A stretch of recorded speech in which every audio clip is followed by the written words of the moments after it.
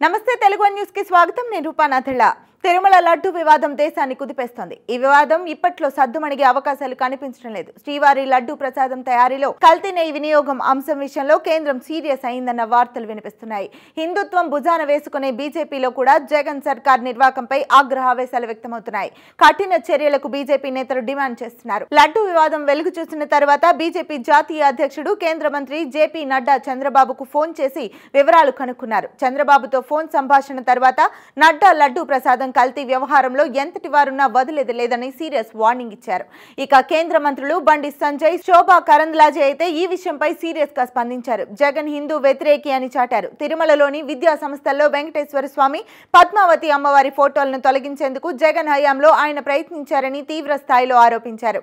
X వేదికగా స్పందించిన శోభా కరంద్లాజే జగన్ హయాంలో తిరుమల కొండపై ధార్మిక వాతావరణానికి భంగం కలిగించారని, కొండపై అన్యమత చిహ్నాలను ఏర్పాటు చేయడానికి ప్రయత్నించారని ఆరోపణలు గుప్పించారు। తిరుమల తిరుపతి బోర్డు చైర్మన్ గా హిందూయేతర వ్యక్తిని నియమించారని, శ్రీవారి లడ్డు ప్రసాదం తయారీలో జంతువుల కొవ్వు ఉన్న నెయ్యి వినియోగానికి అనుమతించారని విమర్శలు గుప్పించారు। అలాగే మరో కేంద్ర మంత్రి ప్రహ్లాద్ జోషి లడ్డు వివాదంపై సమగ్ర విచారణ జరిపి బాధ్యులకు కఠినంగా శిక్షించాలని డిమాండ్ చేశారు।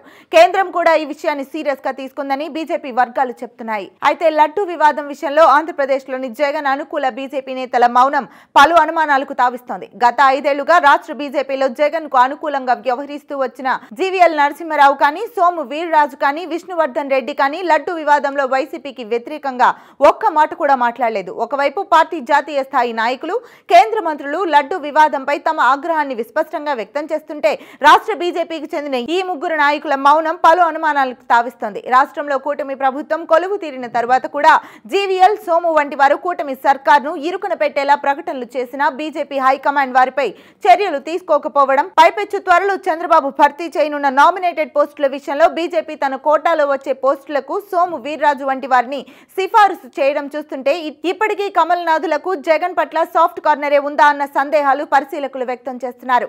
ఇందుకు గత 5 ఏళ్లుగా కేంద్రంలోని మోడీ నాయకత్వంలోని బీజేపీ ప్రభుత్వం జగన్ పట్ల చూపిన అభిమానం, అందించిన సహకారాన్ని ఉదాహరణగా చూపుతున్నారు।